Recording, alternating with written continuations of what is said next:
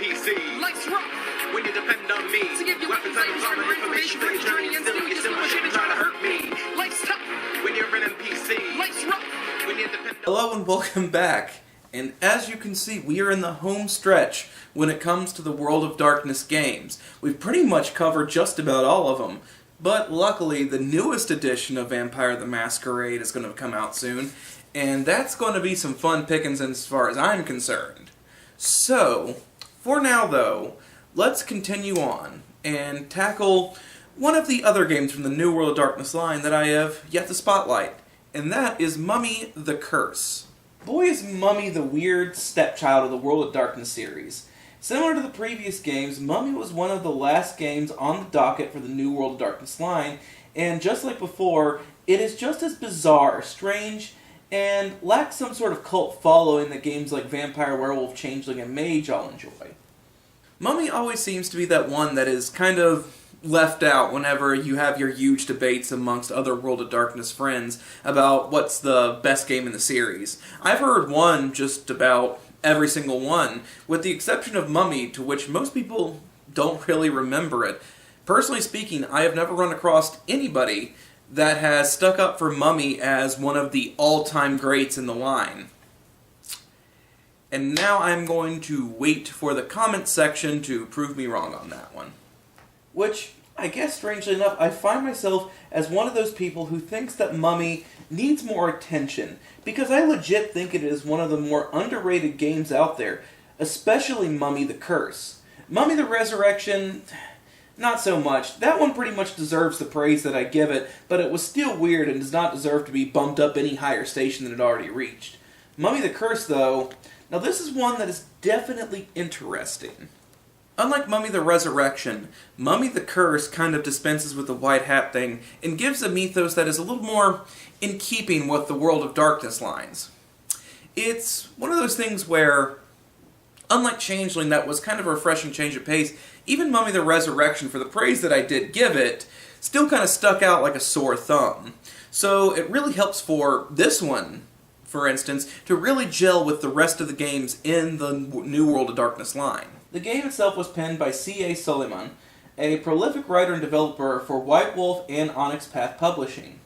While some of his earlier work went into Old World of Darkness books, such as World of Darkness Mafia and Cairo by Night, he mostly fell into the New World of Darkness line, being one of the authors for Vampire the Requiem, the Mind's Eye Theater version of Requiem, Orpheus, and Mummy the Curse. So, needless to say, if you know my feelings towards Vampire the Requiem, then you know that I have feelings about this guy and the work that he put into certain things. But I'm not going to deny that the man is definitely talented, and it certainly shows it a lot more in Mummy the Curse than it does in Vampire the Requiem. Once more, I feel like the comparison game comes into play. It is impossible to not compare the original World of Darkness to its New World of Darkness counterparts.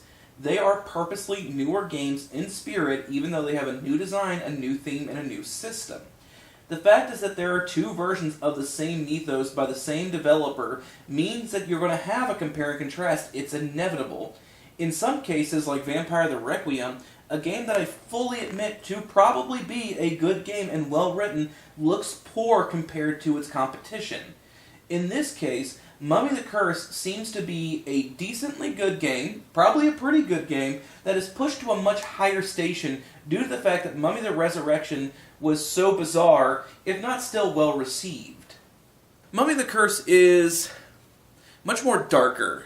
It's much more sinister. There's a little bit more evil out there, and it adds for a lot of characters, though it has a very wide range of emotions. It's not so much the good guys, as much as you can be a good guy, or you could be just like any other World of Darkness thing, where the lines are extremely grayed. Mummy the Curse is the story of the Arisen. These were people who were subjected to the right of return in the Nameless Empire, or Irem. As such, they were mummified and their souls were eternally bound to their mortal bodies, thus always ensuring that they return to their old selves with their bodies reforming anew. Which sounds a lot like Doctor Who if the Doctor was a little bit more of like a desiccated beef jerky. While still traveling through the underworld, you must first be judged by the 42 judges of Duat, The last judge gives them their guiding light through life known as a decree. Like other New World of Darkness games, the mechanics are split into two sections, one being their decree and the other being their guild affiliation.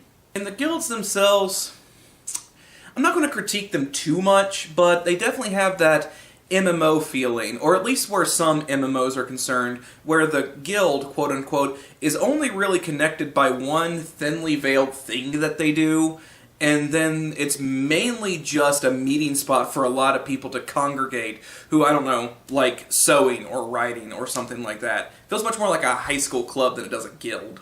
5 decrees follow the line of spiritualities. There are heart, spirit, essence, name, and shadow. Out of the guilds, there are the Makep, those who favor amulets, the Mason Nebu, who favor Regia vessels, the Seisha Hebisu, that prefer text, Su Menent, who prefer Uter vessels, Melanatef Abi, who prefer effigies.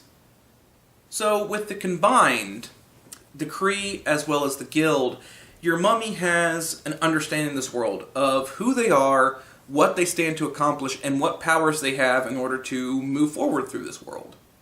Beyond that, most of the game is dealing with being undead. The majority of the antagonists are either other risen, ghosts who are pissy about being used by mummies, or mortal treasure hunters and scholars out to fuck over their day. Motivation is a little bit lacking in this game. Whenever you can look at Vampire, you can definitely tell that it's a much more of a political game, that you're not so much worried about combat, while that could certainly be the case, but it's much more about political dealings.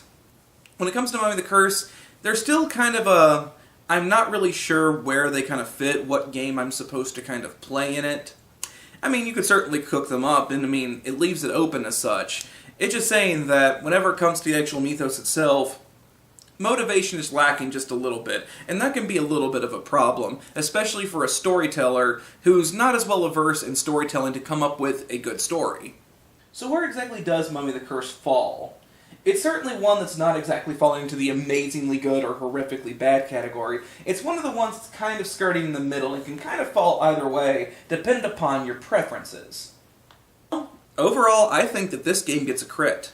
Now, it's not going to make any top 5 greatest World of Darkness games, and the fan base is not as big as other games like Vampire or Mage or Werewolf, but it still certainly is a good game, and considering the fact that it's still in the Chronicles of Darkness, World of Darkness, you could even create so much with it. You can create antagonists, protagonists, NPCs and whatnot using this mythology. It's really very fascinating, and I think that the small cons are definitely outweighed by the pros that the game gives.